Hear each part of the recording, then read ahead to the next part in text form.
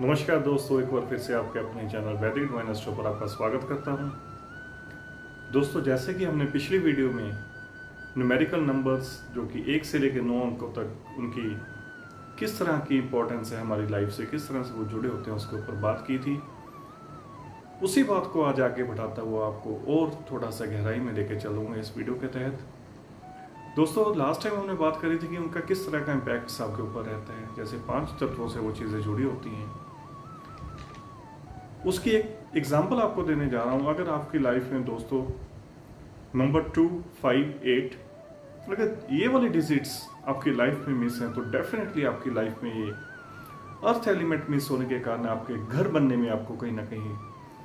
परेशानी का सामना करना पड़ सकता है। आपकी अपनी प्रॉपर्टी नहीं बन पाएगी, आपका अपना घर नहीं बन पाएगा, या फिर जिनकी लाइफ में ये डिजिट्स मिस है उनको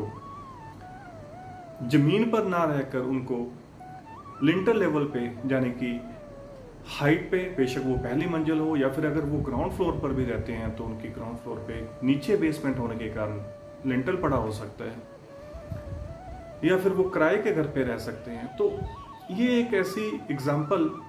मैं आपको दे रहा हूँ कि अगर आपकी लाइफ में ऐसे डिजिट्स में से तो आपको प्रॉपर्टी से रिलेटेड कोई ना कोई किसी प्रकार की समस्या, घर से लेकर समस्या आ सकती है। अब इसको आगे बढ़ाते हुए दोस्तों, इंटरेस्टिंग बात ये आपसे शेयर करने जा रहा हूँ कि जैसे 1 से लेकर 9 नंबर तक डिजिट्स हैं, उसी तरह से आप साइमल्टेनियसली अगर आप ग्रहों की बात करते हैं, सोचकर देखो दोस्तों, हमारी ब्रह्मांड में 9 ग्रह हमसे जुड़े होते हैं। 9 ग्रह, 9 नंबर,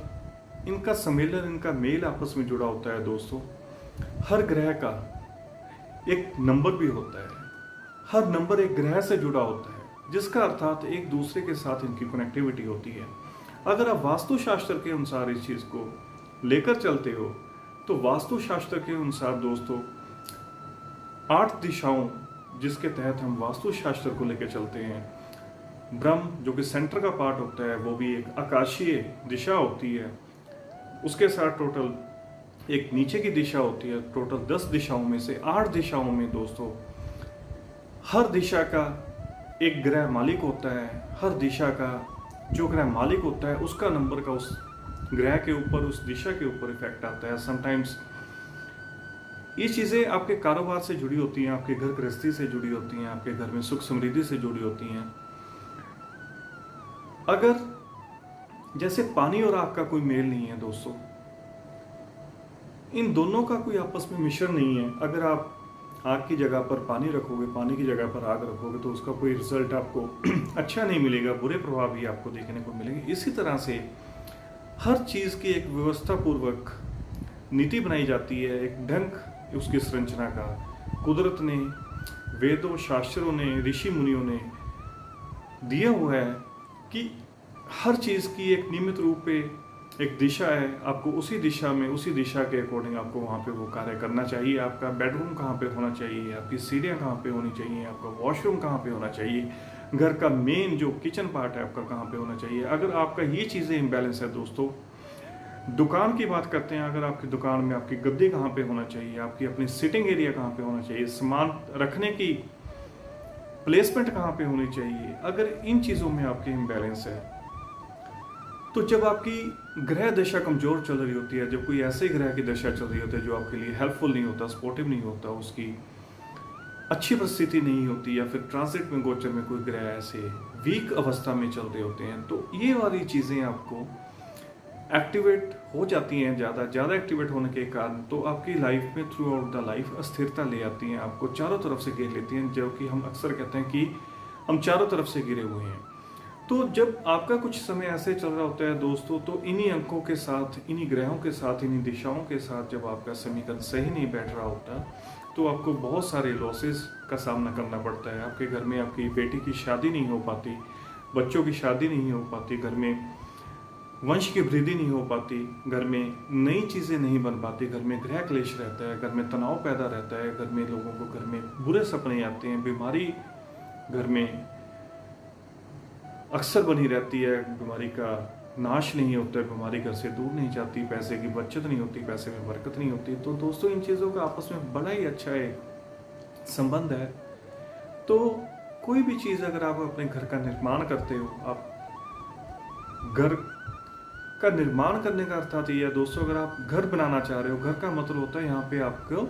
मन को, आपके जीवन को सुख समृद्धि मिले, शांति मिले, उसी को घर कहते हैं दोस्तों। अदरवाइज सुख घोंसला एक, वो भी एक पंछियों का घर होता है। व्यवस्थित रूप से अगर आप घर की संरचना करते हो, इन सभी चीज़ों का ध्यान रखते हुए, वास्तुशास्त्र के अकॉर्डिंग आप उस चीज़ का ध्यान रखते हुए, अपनी जन्म तिथि, जन्म तारीख का ध्यान रखते हुए, कौन सा एलिमेंट आपकी लाइफ में कहाँ पे ज़्यादा अहम रोल प्ले कर रहा है, कौन सा एक्सेसिव वे में है, कौन सा कम है, उन चीज़ों का अगर आप मिश्रित रूप से कॉम्बिनेशन बना के चलते हो, उसका बैलेंस बना के चलते हो, तो दोस्तों इस चीज़ का लाइफ में आपको बहुत ज़्यादा अच्छे प्रभाव मिलते हैं, बहुत सारे बेनिफिट्स मिलते हैं, बहुत सारी सकारात्मक दैविक शक्तियों की आपके ऊपर कृपा बनी रहती है। आपका समाज में नाम उन्नत होता है, मान सम्मान बढ़ता है, प्रतिष्ठा बढ़ती है आपकी दोस्तों, आपका बिजनेस कार्य बढ़ता है, आपके खुशहाली मिलती है। तो इन सभी चीज़ों का दोस्तों जब भी आप घर बनाओ, बेशक उस टाइम पे आप किसी डाइनिंग के ऊपर पैसा कम खर्च कर लेना, एक कलर कॉम्बिनेशंस के ऊपर पैसा कम कर लेना, लेकिन जरूर किसी अच्छे ना अच्छे वास्तुशास्त्र का जिसको ज्ञान हो, वास्तु कंसल्टेंट से आप जरूर कंसल्ट करें कि कौन सी दिशा में, कौन सी डायरेक्शन में हमें क्या चीज़ रखनी चाहिए। अगर आप बिजनेस पर्पज़ के अकॉर्डिंग फैक्ट्री सेटअप कर रहे हो, अपना ऑफिस सेटअप कर रहे हो, तो उन चीज़ों का जरूर ध्यान रखें। और एक टिप्स के तौर पे मैं आपको यहाँ पे दोस्तों बता दूँ, अगर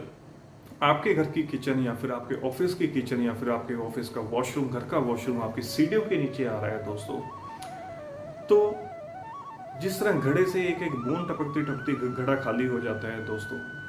इसी तरह से आपके घर में से, आपके ऑफिस में से बरकत जाती है आपको बहुत पीछे धकेल देगी। आपको इतने धीरे धीरे लॉसेज होने स्टार्ट हो जाएंगे, आपकी हेल्थ खराब रहनी शुरू हो जाएगी। तो दोस्तों इस चीज़ का ध्यान रखना,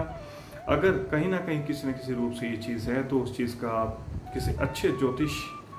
वास्तु कंसल्टेंट से आप इस चीज़ को कंसल्ट करें, इसकी रेमेडी आप जरूर करवाएं, इस चीज़ को दूर करें, इस दोष को दूर करें दोस्तों। ये बहुत बड़ा दोष है। उम्मीद करता हूँ आपको ये वीडियो भी हमारी बाकी पिछली वीडियोस की तरह पसंद जरूर आएगी, और एक नई वीडियो के साथ बड़ी जल्द आपसे फिर मुलाकात करूँगा। तब तक के लिए दोस्तों नमस्कार।